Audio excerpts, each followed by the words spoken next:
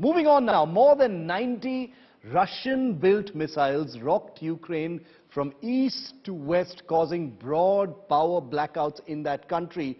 Slamming Russia, the Ukrainian president pointed out that most of those missiles targeted the country's energy infrastructure, calling it one of the biggest attacks on Ukraine.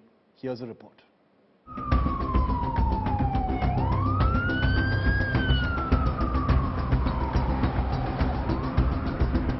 One barrage of missiles after the other. The biggest sustained missile and rocket attack across Ukraine since the beginning of war in February. More than 90 missiles fired from Russia into Ukraine, north, south, east and west, targeting the country's energy infrastructure. The missile attack started late at night and one volley after the other was fired from. Ukraine called it the biggest and the most targeted attack on its power stations across the country. Fellow Ukrainians, today enemy has launched another massive missile attack on our country. A total of 90 missiles, energy system, enterprises and residential buildings were damaged. And it happened by the end of the first day of G20 summit in Bali. All the crucial statements were made on the same day. Russia spoke about peace but fires missiles in response. Росії кажуть про мир, а вона ракети у відповідь. There was global panic with a missile having landed 20 kilometers inside Poland, killing 2 villages. Poland is a part of the North Atlantic Treaty Organization, and the news of missile strike in Poland shook the world. There was an emergency meeting of NATO and G7 partners in Bali for the G20 summit. Russia strongly denied firing any missile inside Poland of anywhere 35 kilometers from the Ukraine-Poland border. Russian Ministry of Defense issued a statement saying pictures revealed the debris indicated it was S-300 missile defense shield that was fired by Ukraine to stop incoming missiles.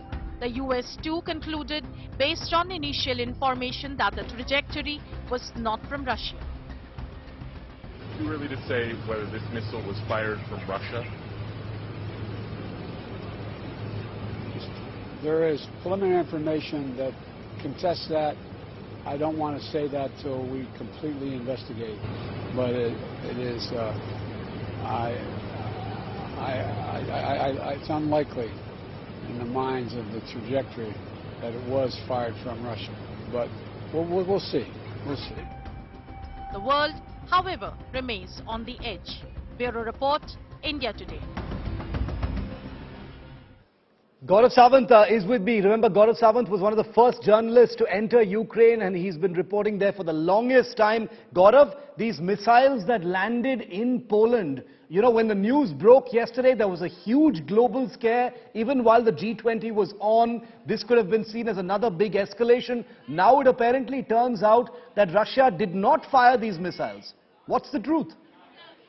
Shiv, you're absolutely right. The moment the first missile landed in Poland, inside Poland, everyone thought this is major escalation, or was it an accidental hit, beyond the borders of Ukraine? And either ways, this would have led to a massive escalation. But Russia stoutly defended itself, saying it hadn't fired any missile 35 kilometers close to the Ukraine border with Poland. And America too, experts seem to indicate that the trajectory of the missile wasn't one that was fired from Russia, a long-range missile that would cross Ukraine and then hit Poland.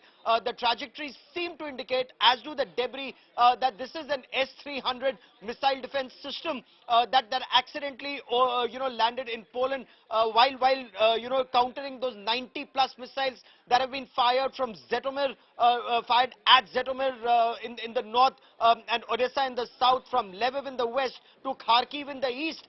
More than 90 missiles fired, destroying a very large number of energy centers, power centers across Ukraine, plunging a major part of Ukraine in darkness. And Ukraine now saying that energy or power or electricity is being weaponized by Russia in this biting cold. It's already sub-zero temperatures in Ukraine, could fall to -6 anytime. And in such a scenario, a major part of the country is now without electricity and water, an effort perhaps to bring the country down to its knees. But Poland heaving a sigh of relief, that this escalation is not, Russia is not taking on NATO countries, but then it's on the edge of war.